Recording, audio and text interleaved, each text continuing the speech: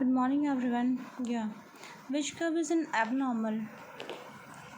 Second, which curve is an abnormal profit condition in case of monopoly? या abnormal profit condition के लिए B वाला graph है, देख सकते हैं आप. क्वांटिटी है, मार्जिनल कॉस्ट एंड मोनोपोली है, तो ज़ाहिर सी बात है एबनॉर्मल प्रॉफिट्स हो रहे हैं. ये एबनॉर्मल प्रॉफिट की तरफ ग्राफ जा रहा है. Fine. In the curve of the normal profit condition in case of monopoly, तो नॉर्मल प्रॉफिट कंडीशन ग्राफ ये सही है. एवरेज कॉस्ट, मार्जिनल कॉस्ट, तो एवरेज कॉस्ट है, ये मार्जिनल कॉस्ट है, ये नॉर्मल प्रॉफिट है, मार्जिनल कंडीशन में दिख रहा है आपको. Which of the following formulas explain the term of the average revenue? Average revenue AR is equal to MR, marginal revenue, into the number of the unit produced. Fine. Yeah. Let's see some other formula. When the AR is constant, MR is equal to AR. When AR is constant, MR is equal to AR. AR constant रहता है तो MR AR के equal होगा. Assume a firm total revenue curve takes a form of a straight line which passes through the origin, and we may deduce that the price and the marginal revenue are equal. Price और marginal revenue इस state में equal होते हैं. OPEC ये हम पढ़ चुके हैं. ओपेक या ओपेक आर एग्जाम्पल हम type of the producer organisation known as an cartel या equilibrium.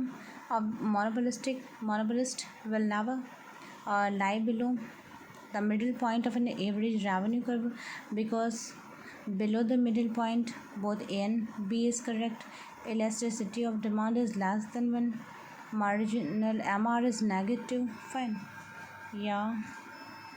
तो फर्स्ट और सेकंड बोथ ऑप्शन आपके सही हो जाएंगे. इन monopoly market and our shift in the market demands result in a new equilibrium with all of above सही है. A higher quantity, a lower price, a higher quantity and the same price, a higher quantity and higher price. Fine. तीनों condition सही है market monopolistic approach में. A centralise cartel. Centralise cartel क्या होता है?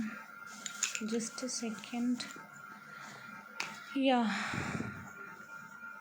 All of above. ये all of above condition को signifies करता है. It is an illegal in the US. Centralise cartel it is illegal in US, behaves as an multi-plant monopolist, and if it wants to minimize the total cost of production, it try to minimize the total cost of production and leads to monopoly market, leads to a monopoly situation. ये lead करता है, monopoly situation को lead करता है. या a consumer will be maximizing his utility. The marginal utility from the last rupees spent to the each purchase product is the same. The marginal utility from the last rupee, जो marginal utility होती है, from the last rupee spent on each of the purchase product is same. तो each purchase product पर same होती है marginal utility. One would expect the firm to close down rather than the continue producing in the short period if the total revenue were less than the total variable cost. तो total revenue less होती है than the total variable cost के comparison में. या आगे question next है. And indifference curve is always convex to the origin. Fine. Yeah, convex to the origin. Yeah, economists associated within the development. Yeah, indifference. Just a second. Difference curve analysis are Marshall and Hicks. Economists associated within development and indifference. Development of indifference curve analysis are Marshall and Hicks ने ये theory दी है. On a difference map, indifference map, if the income consumption curve slopes downwards to the right, it shows that Y is inferior good. तो Y यहाँ पर inferior good है. तो I hope आपको काफ़ी कुछ क्लियर हो रहे होंगे क्वेश्चंस क्योंकि इनके साथ साथ मैं आपके कॉन्सेप्ट भी क्लियर करती चल रही हूँ, तो आपको काफ़ी कुछ समझ में आ रहा होगा। तो ये MCQs बहुत इंपॉर्टेंट है एग्ज़ाम के पर्सपेक्टिव से। इन्हें अच्छे से पढ़ लीजिए, रिवाइज़ कर लीजिए।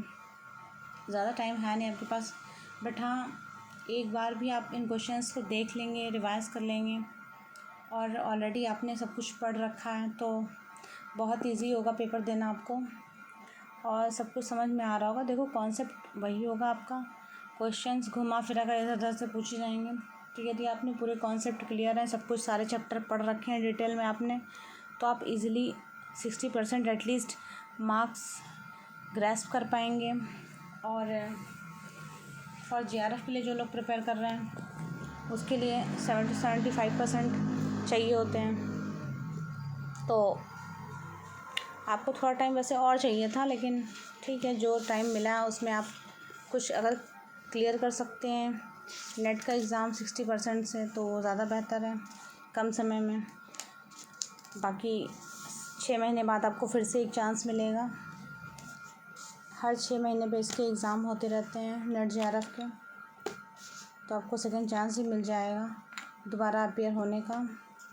तो उस हिसाब से आप देख लीजिए, इसको रिवाइज़ कर लेंगे तो इजीली आपका एटलीस्ट नेट तो क्वालिफाई हो ही जाएगा, जो कि आपकी PhD एंट्रेंस के लिए ज़्यादातर जगहों पर मांगते हैं कि नेट क्वालिफाई होने वाले लोगों को, स्टूडेंट्स को वरीयता दी जाती है PhD में।